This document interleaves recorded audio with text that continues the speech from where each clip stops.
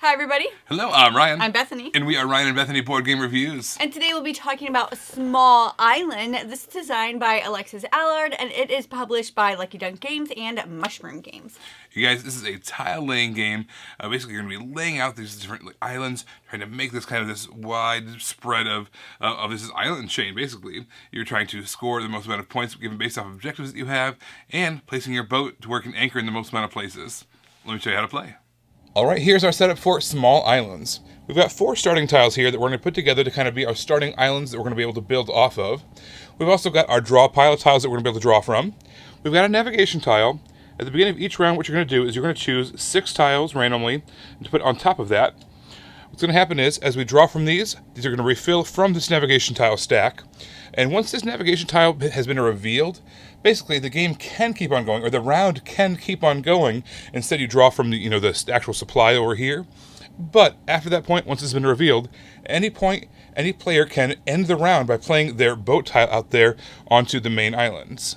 Now, we always play with 4 boats no matter how many players are playing. So right now we've got a white and a purple player, but we've got all 4 out there. What we will do is we will simply flip over these 2 that we're not using. Now they become kind of these neutral boats that anybody can use. But only the white player can use the white boat, only the purple player can use the purple boat. There are 5 different symbols that you might find across the different tiles. There are 3 different kinds of plants. There's like a pink flower, a green leaf, and like an orange fruit of some kind. There's also a temple symbol, as well as these anchors. So all of them are kind of represented on those starting tiles. What's going to happen at the beginning of each round is, we're going to be dealt 3 of these cards. Alright, so we're going to look at them. It's going to give us a couple of pieces of information. It's going to show us an objective. Alright, so every island that has 2 of those temples, we're going to be able to have kind of a scoring benefit. So basically, we're going to be able to have one of these scoring tokens per temple.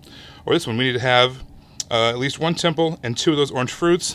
And at the end of that round, for everyone that matches that we're able to play on, we're going to get 1 point for fruit and 1 point per temple, etc., etc. So each one of these is different and varied. We're going to choose one of them to be our active card that round. So let's say we really want to do this one. This is going to be our active card. One of them we're going to discard. And one of them we're simply going to hang on to until later on. So then at the next round, what we're going to do is we're going to draw 2 more, add it to the one that we set beside, and we're going to do the same thing over again. Alright, so now every player is going to start with 2 tiles. What's going to happen is you're going to draw 1 additional tile from this stack. So now, out of the 3 that you're holding, you're going to choose one of them to place down. So we have to place that one down there. It has to obviously match up to the islands in the water. And then this is going to replenish from here. What we're trying to do on the islands here is we're trying to make as many islands as possible have that scoring parameter that's on the left side of our card. And that way, if there's enough spots on there, like this little spot like that, we're going to be able to place one of our houses on it at the end of the round in order to score that island for those points that were on the right-hand side of our card. Each player can only score each island once, even if later on more spots are available. And you can only score that island if there's a blank spot available for you to place one of your little houses there. So as we've played a whole bunch of tiles out here onto the island, and this tile is revealed, again, we can keep on playing if we want to. We do our normal thing where we draw from here, instead we just replenish from over here down.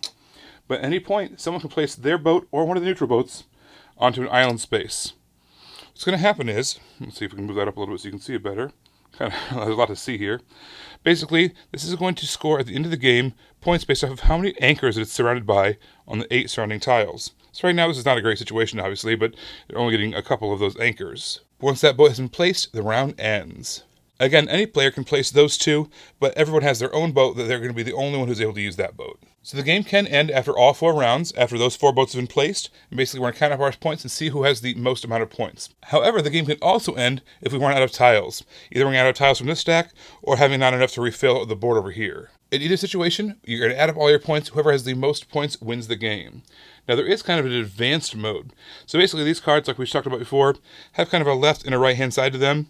This is the parameter. This is the scoring that you're going to get based off of that parameter.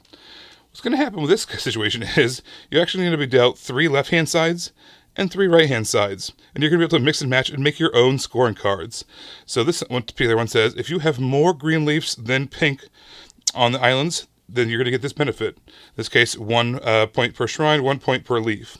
So you can kind of mix and match and make your own scoring cards. This is definitely an advanced kind of a situation. It's a lot of fun, but it can be very wild scoring. There is a really great kind of reference in the rules here that kind of shows you all the different cards, what they mean, because there is a lot of them to go through. But that's the end of the game. Once either the tiles run out or the boats run out, you're going to score it up, whether you use the main cards, whether you're using the cards that you already make yourself.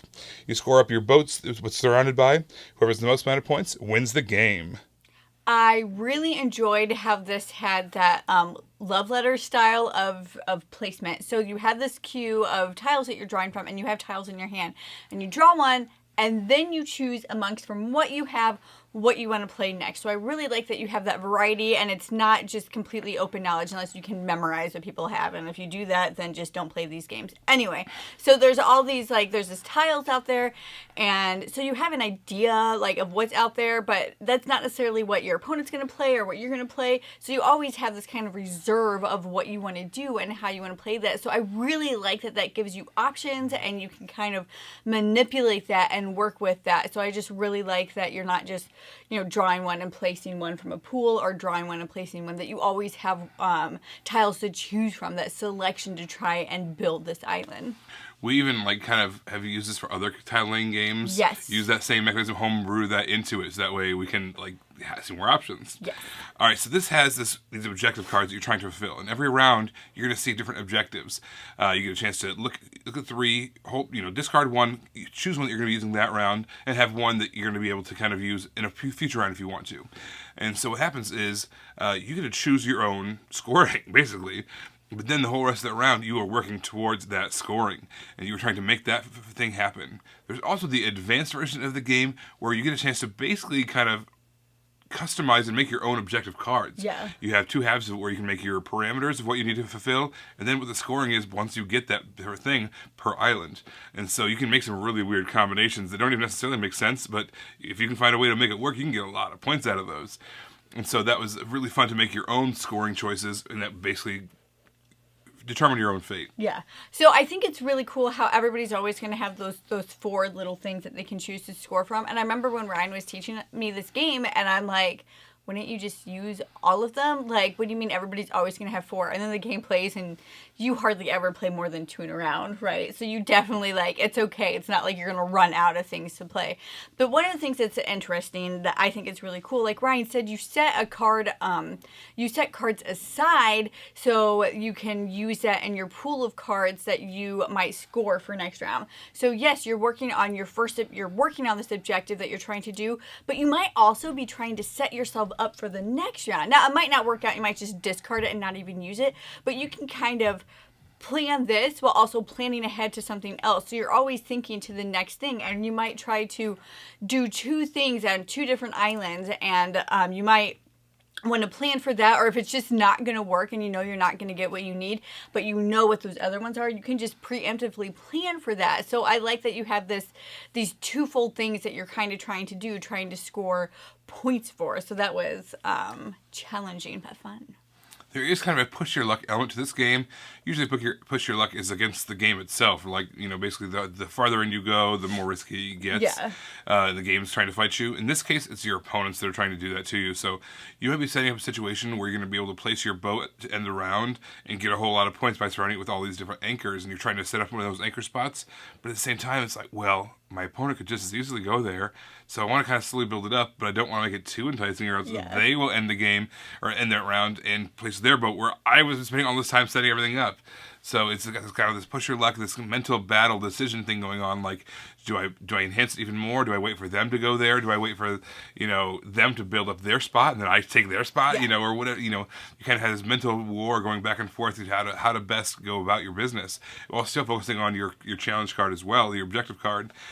So the whole time you're just kind of slowly building up these islands and building up your scoring, positioning for your boat, which makes for a really fun decision point every round.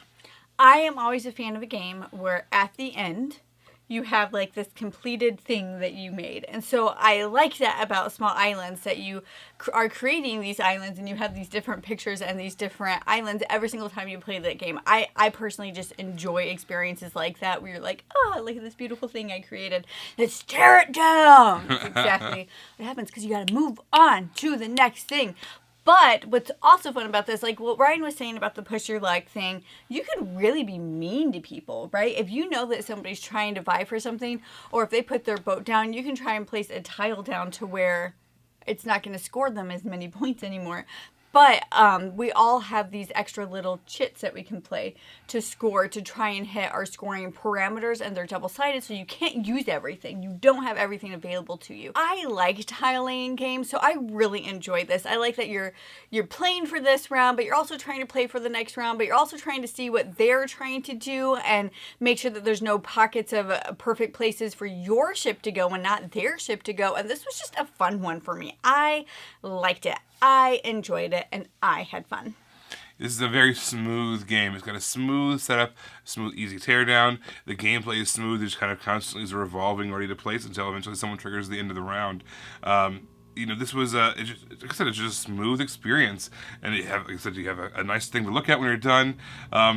It wasn't entirely novel, right? We've seen tiling games before where you're kind of building off a little thing and scoring it.